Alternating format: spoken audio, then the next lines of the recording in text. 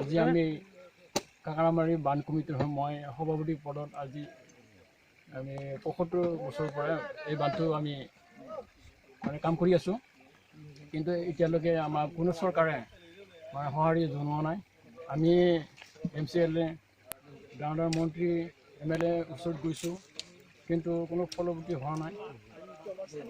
আমি নিজে এই 4খন গাঁৱৰ ৰাইজে বছৰত আজি আমি এমাহ ধৰি আমি কষ্ট কৰি কাম কৰি পৰিশ্ৰম কৰি পেলাই আমি খেতি কৰি ৰাইজে খাই আছোঁ। যে আজি ক'ব দিয়া চৰকাৰে আমাক কোনো সঁহাৰি জনোৱা নাই।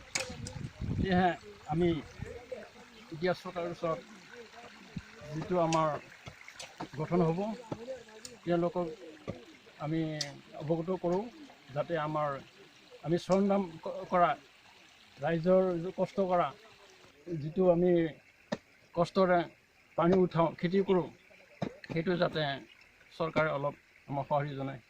আমি ৰাইজৰ হয়, আমি যিটো এতিয়া আমাৰ নতুন চৰকাৰ হ'ব, সেই চৰকাৰৰ প্ৰতি আমি পুৰণা যে চৰকাৰে আমাক 15 বছৰে মানে কোনো সহায় নজনালে, সেয়েহে আমি নতুন চৰকাৰক যাতে অৱগত কৰোঁ, আমি যাতে ৰাইজে তেওঁলোকৰ পৰা অলপ সহায় পাওঁ, আৰু যাতে যি চৰকাৰে আহিব সেই চৰকাৰে যাতে আমাক এই উঠি অহা প্ৰজন্মই আমাক যাতে সহায় কৰিব, সেয়া আমি মানে ৰাইজৰ আমাৰ যিটো যি আমাৰ নতুন চৰকাৰ আহিব, তাক আমি ধন্যবাদ জনাওঁ। বিগত 15 বছৰ যিটো চৰকাৰ চলালে, শাসন চলালে, তেওঁলোকৰ যিটো কৰণীয় কাম তেওঁলোকে নকৰিলে, তেনে ক্ষেত্ৰত বিগত চৰকাৰ আছিলে BTAD BPF, তেওঁলোকৰ বিষয়ে আপুনি কি ক'ব? তেওঁলোকক আমি বাৰে বাৰে গৈ পেলাই আমি লগ ধৰিছোঁ, কিন্তু কোনো কাম হোৱা নাই। তেওঁলোকে কয় কৰিম বুলি।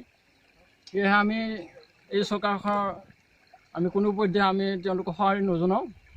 আমি যিটো এতিয়া আহি আছে, তেওঁলোকক আমি সমৰ্থন জনাবলৈ আমি প্ৰত্যেক আমাৰ খেতিয়ক ৰাইজে আমি আপোনালোকৰ ওচৰত সঁহাৰি জনাইছোঁ। তেওঁলোকৰ বিষয়ে কি ক'ব আপুনি? যোৱা BTADৰ যিটো শাসনভাৰ চলিছিলে, তেওঁলোকে ৰাইজৰ হৈ কোনো কাম কৰা নাই। সেয়েহে আমি তেওঁৰ চৰকাৰৰ লগত আমি যোগদান নকৰোঁ, আৰু ভৱিষ্যত যাতে আমাৰ নতুন চৰকাৰ আহিব, তেওঁলোকক আমি সমৰ্থন জনাওঁ।